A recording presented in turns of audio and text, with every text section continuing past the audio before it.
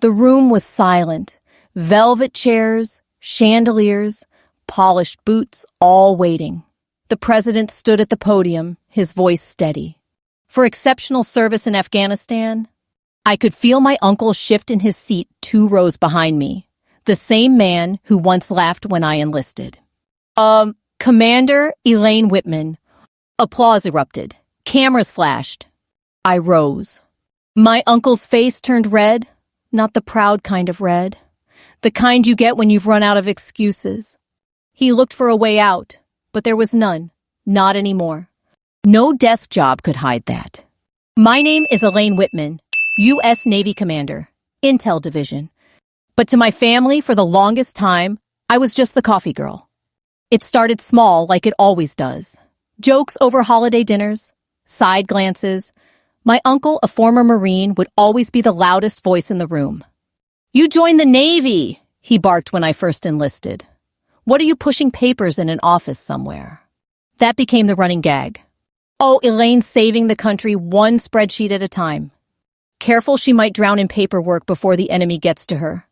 The first time it stung, I was too proud to admit it. By the 5th time, I stopped showing up for Thanksgiving. It wasn't just him. My father, also a veteran, would chuckle softly at those jabs. Never defended me. My brothers, both blue-collar hard-hat types, figured I was the family's safe one. No danger, no combat, no respect. I joined the Navy Intelligence Corps at 24, fresh out of grad school, with a degree in international studies and a minor in Pashto. I thought I was doing something meaningful, strategic, necessary. But to my family, I wasn't real military. "Real soldiers hold rifles," Uncle Stan said. "She probably holds a highlighter." What they didn't see were the 3 a.m. shifts, the endless strings of intercepted radio chatter, the sleepless nights piecing together patterns from scattered reports. They didn't see me briefing SEAL commanders before they left for missions. They didn't know the weight that came from telling a team which road was safe and being wrong. But to them, I was still just behind a desk. It wasn't always like this. As a kid, I used to stare at my father's old medals. I'd trace my fingers over the ribbons, memorize the color codes. The house was full of war stories, mostly his and Uncle Stan's. Vietnam, Desert Storm, Iraq. Their voices carried authority like they owned patriotism. I wanted in. I wanted to serve too. But when I chose intelligence, instead of infantry, they looked at me like I'd opted for a call center job, a side gig. The truth, I didn't want glory. I wanted to matter. And I believed foolishly, maybe that if I did my job well enough, they'd see that. But it never came. Not even after my first overseas deployment. Bahrain, then Djibouti, then Bagram. Each tour I took, the jokes continued. At my cousin's wedding, someone asked if I was still playing secretary for the Navy. "I read about those desk soldiers," Uncle Stan said between gulps of beer. "They get PTSD from too much typing." Everyone laughed. I smiled politely, excused myself, and stood in the parking lot until my ride came. That night, I looked in the mirror and asked myself if it was worth it. And every damn time, the answer was still yes. Because while they laughed, I was helping plan missions that took out bomb makers. I was tracking movement of enemy supplies across the Khyber Pass. I was saving lives. They didn't know. They didn't want to know.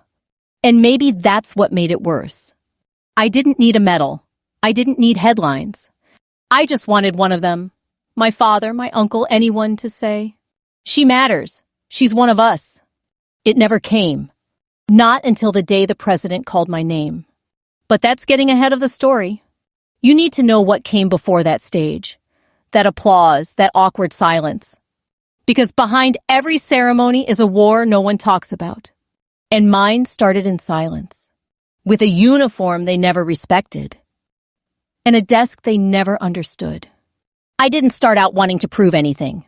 Not to my family, not to the world. I just wanted to do the job and do it right. They thought I was pushing paper. What I was really pushing was pressure. Pressure to catch signals in the noise.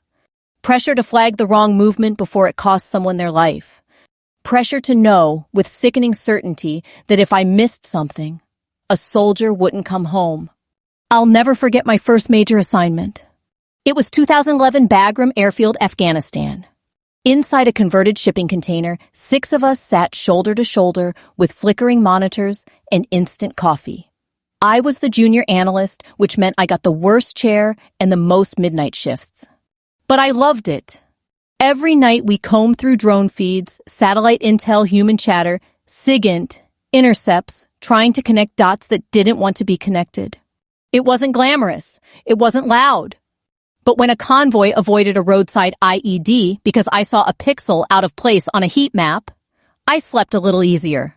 No one clapped. No one knew. But I knew. That week I wrote home, told my dad. He didn't respond. When he finally called 2 weeks later, he asked if I'd gotten a sunburn. I said no, I hadn't been outside in 12 days. He laughed.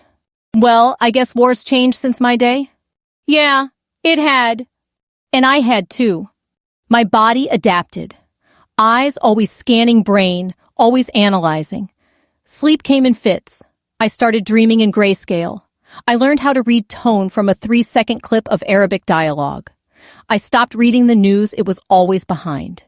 We rotated every few weeks. Bahrain, Ramstein, Kandahar. Each time I got closer to the dirt. Then came the opportunity I hadn't dared ask for. Tactical human intelligence embedded support. A field intel hybrid position. Closer to the ground, closer to the ops. Still not kicking in doors, but no longer just the girl in the container. My CO sat me down. You sure you want this, Whitman? It's long hours, high risk. Not a lot of thanks. I said yes before he finished the sentence. Next thing I knew, I was back in Bagram. But this time, I wasn't just reviewing footage. I was coordinating directly with field teams, relaying live intercepts, rewriting mission maps on the fly, watching dots move on a screen knowing they were human beings depending on what I said. One night, I was reviewing a communication sweep and picked up strange phrasing in a Pashto conversation. It didn't sound like a local, too precise, too clipped. I flagged it. We cross-referenced locations. The pattern matched Taliban courier routes. My warning got relayed to a ranger patrol just minutes before their convoy left. They changed course. That detour saved 3 trucks from a planned ambush. I found out the next morning. They sent a fruit basket to the ops tent. No medal, no fanfare. But I still have the note that came with it. Handwritten, mud-smudged. We made it because of you. Never let anyone tell you you're just intel. I kept that one, folded it into my uniform pocket, and carried it through 3 more deployments. But even then, even after that, at home I was still behind a desk. When I finally made it back for a wedding, my brother's second, Uncle Stan, asked me if I got a promotion. What's next, Chief of Coffee? He laughed. My dad laughed too. I didn't. I wanted to scream. To throw every mission map in their face, every risk, every soldier who'd made it home because I caught something they didn't. But I didn't say a word. I just smiled because something inside me had shifted. They could keep their jokes. I had names, faces, lives that still existed because I did my job right. I didn't need their respect anymore. I had earned something better purpose. Still part of me held onto a fantasy that maybe one day they'd see me for who I was. Not a girl behind a desk, but a commander behind the curtain. And that curtain was about to rise. They say intel work is done in the dark, that the real war is fought in shadows long before the shooting starts. They're not wrong. But sometimes those shadows get burned into you. I just arrived back at Bagram for my 4th rotation when the CO walked into the tent with a folder in his hand and a look I'd come to recognize. We've got chatter out of Paktika, he said. High-value target? You're on it. Or my job was to support a SEAL team preparing for a nighttime raid. Not with boots or bullets, with patterns. Voice analysis, drone heat scans, pattern of life studies. That's how you found ghosts in this war. I pored over everything, reviewed intercepted calls, daily routines, heat signatures outside a seemingly empty farmhouse. One night, I caught a movement anomaly on the western wall, just a flicker on infrared smaller than a raccoon. Except raccoons don't carry AKs. That was the first flag.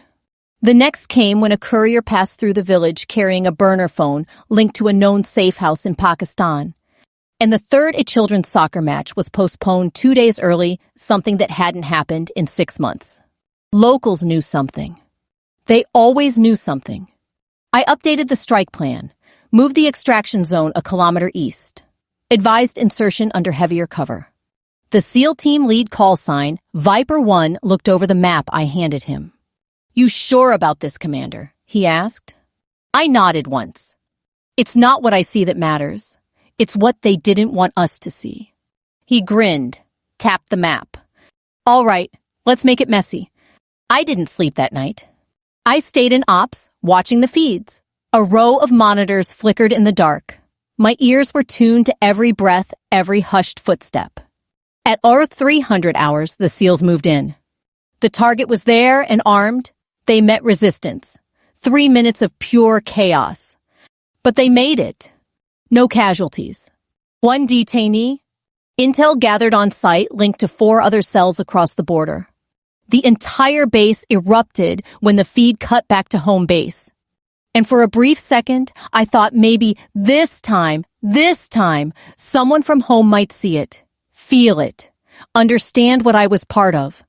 Instead, when I texted my dad about the success, he replied, "Good to hear. Hope you're staying safe." Safe. There's a particular loneliness that comes when the people closest to you have no idea who you really are. I wasn't just watching battles anymore, I was helping shape them. But to my family, I was still the girl with the keyboard. I stopped updating them after that. It hurt less to be silent. About 3 months later, something changed. A junior analyst in my unit, Brian, was reviewing rural drone footage when he flagged a strange transport convoy. I took a look. It matched with nothing we had on record. No fuel tanks, no food drops, no NGO convoys. It was local, but it was masked. 2 hours later, we found the lead vehicle registered to a dead man. The rest rented under aliases used by Taliban front groups. I elevated it immediately. A field unit was dispatched, not SEALs this time, but 10th Mountain. They intercepted the convoy at dusk.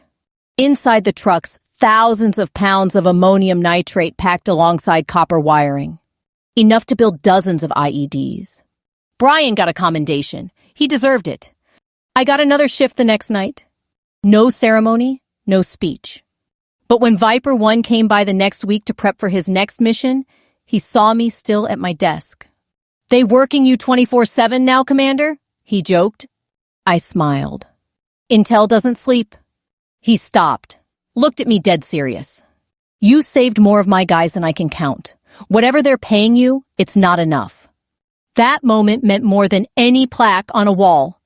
Because someone out there knew. Someone who bled, who lost men, who fought, he saw me. Still, the jokes at home never changed. When my cousin James finished Ranger School, my dad threw him a cookout. I flew back from Germany just to be there. Everyone was in camo or Carhartt, beers in hand, flags on the fence. Uncle Stan came up to me, still chewing on a hot dog. "So what do you do now, Commander?" he asked, smirking. Before I could answer, my aunt chimed in. She's the one with all the secrets, right? Probably spends her days watching terrorist TV shows. They all laughed. I looked at my father. He smiled, but didn't say a word. I walked to the back porch, opened a beer, and stared out across the field. No medals, no photos, just grass and silence. I didn't cry. I didn't yell. I just promised myself something. Right then, the next time they heard my name, it wasn't going to be from me. It was going to be from someone they couldn't ignore. It started with a whisper, a tiny piece of intercepted data buried in an ocean of static. Just one phrase. The American is moving again. We'd heard similar chatter before, but this was different. The voice was urgent, coded. The timing matched up with several other anomalies across 3 provinces. The American wasn't just a rumor. He was real and dangerous. He'd once been Army, went rogue in 2012, believed the U.S. was the true enemy of freedom in the region. Now he was helping insurgents set up lethal ambushes against NATO convoys, advising them on U.S. protocols, tactics patterns. a traitor with tactical training. We'd been chasing his shadow for 2 years. But that day, I caught the first real thread. I ran it through every database I had. Cross-referenced supply routes, comms logs, even NGO travel patterns.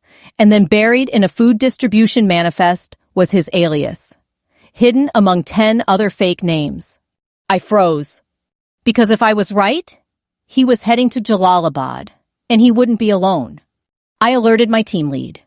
Within 36 hours, I was pulled into a secure room with officials from multiple agencies, Navy Intel, CIA, and Joint Special Ops. It wasn't a regular mission. This was black file, eyes only, no press, no credit, no margin for error. We were tasked with neutralizing the defector before he moved beyond the border again. We need the mine that tracked him, the lead officer said. Commander Whitman, you're embedded. My heart beat in my throat. This wasn't a desk job anymore. The operation was called Iron Lantern. We worked from a remote outpost near the Kunar province. No luxury, no downtime, just sand sweat and sleepless hours.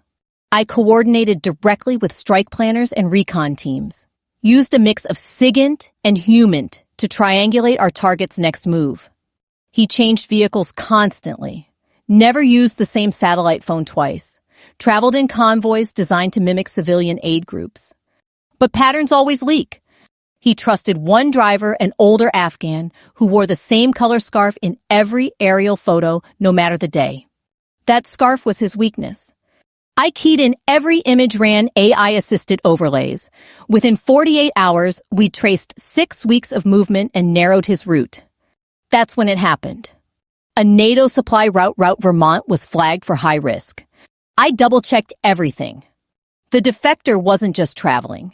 He was planning something. We had a convoy scheduled to move through that area in 36 hours. I presented my findings at the pre-op briefing. This isn't coincidence, I said. This is entrapment. He wants us there. One colonel looked skeptical. You're saying he knows our routes better than we do? I looked him in the eye. Yes, because he was us. Silence. Then the CIA rep nodded.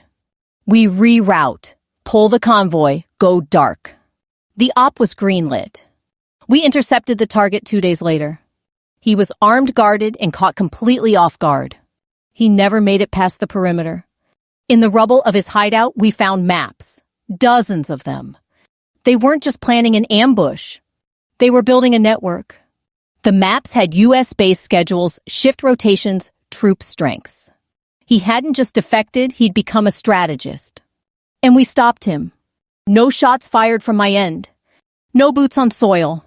Just signal instinct and one relentless analyst behind a desk in a borrowed trailer. When I got back to base, there was no ceremony. No flag. No handshake. Just a new assignment. Another mission. And a silence that somehow felt heavier than usual. I called my mom to let her know I was safe. She was folding laundry. That's good, she said. Your cousin James just got promoted. We're all so proud. I didn't say anything. She kept going. Maybe when you're back in town, we can all get together. You've been gone so long. I've been deployed, I said. Yes, but you're not in the dangerous part, right? Right. No danger, just traitors. Black ops. Convoys that never got hit. No danger, just the weight of knowing that if I blinked, people died. Sure, Mom, I said. I'll try to make it. When I hung up, I didn't feel sad. I felt done.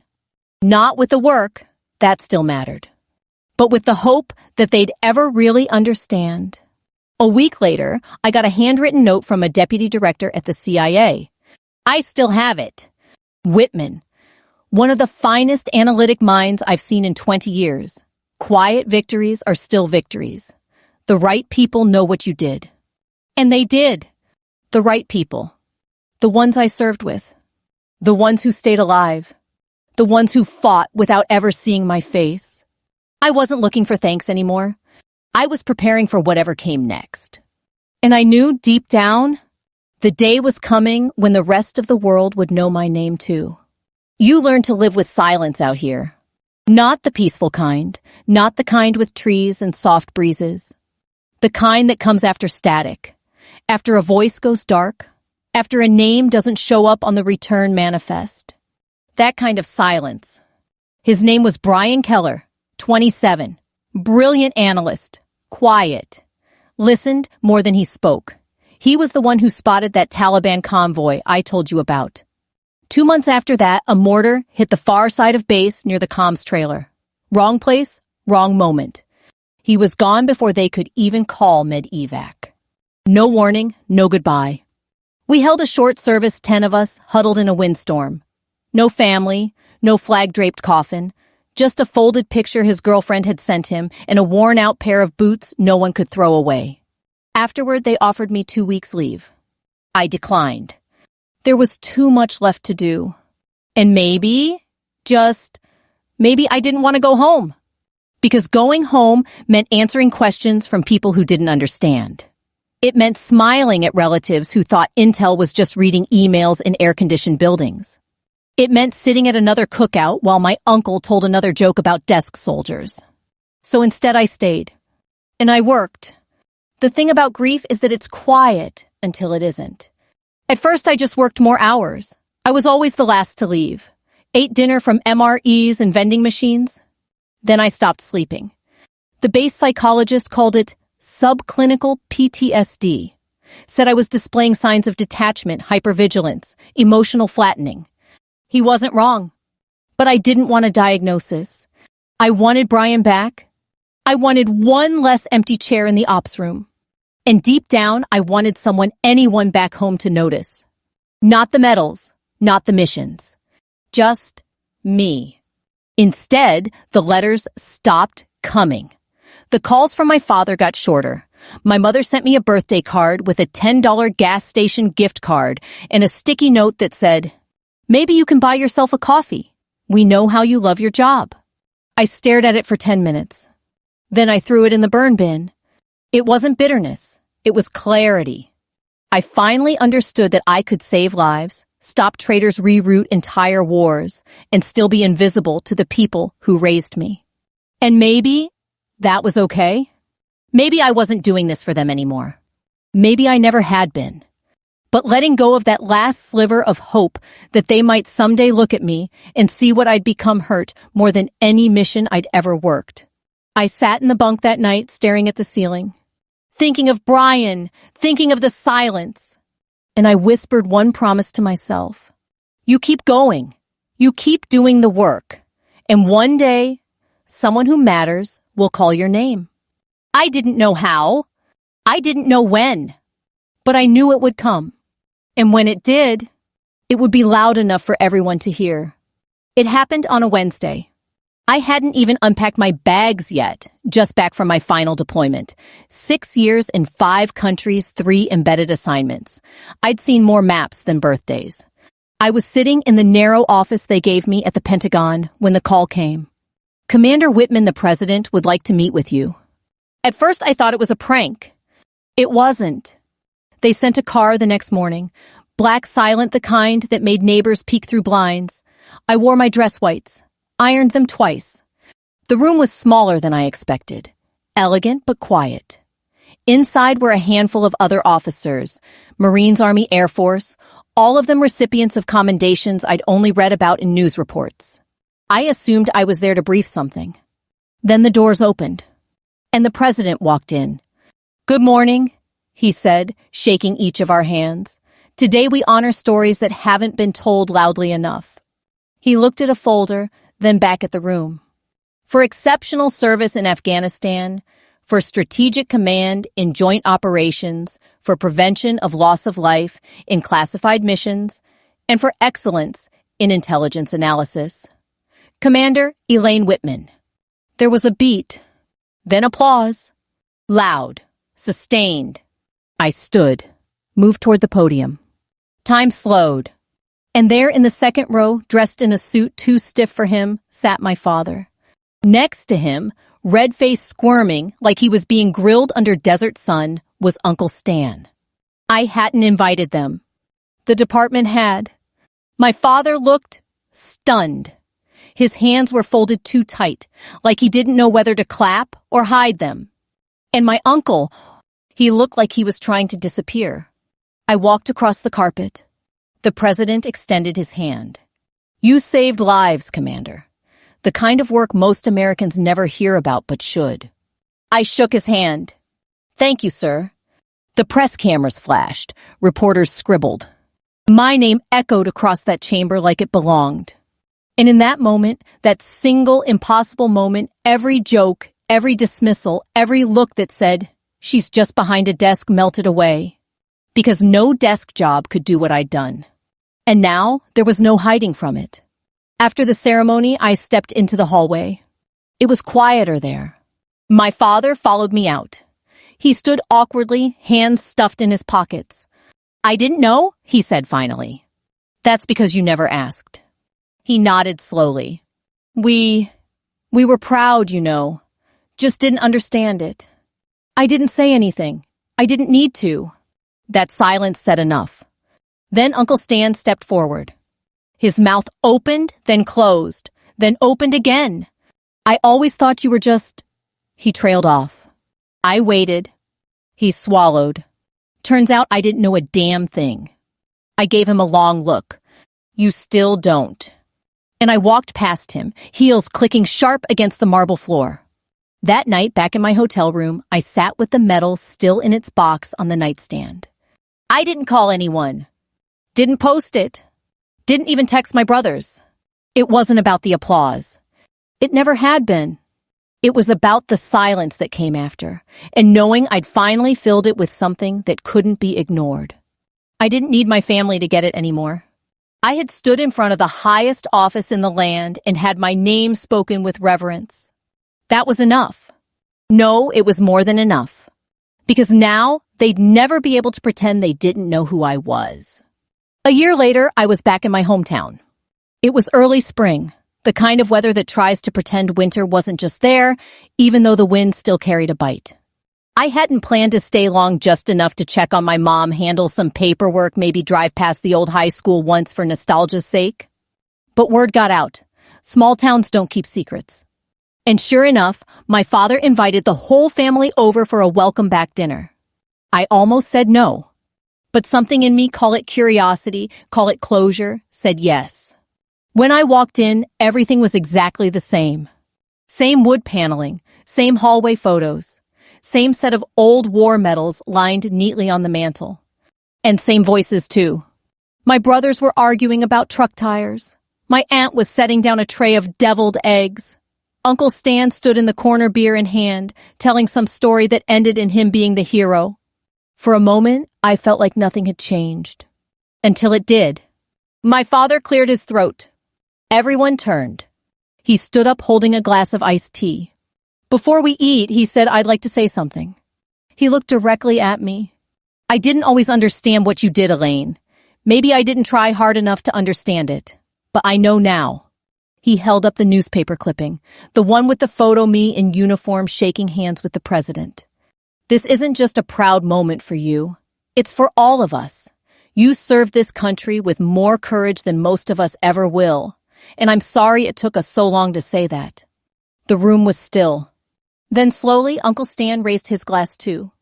To the toughest damn desk jockey I've ever met. The table laughed. Genuinely this time. And I laughed with them. It didn't fix everything. It didn't erase the years of dismissal. But it was something. And that something mattered.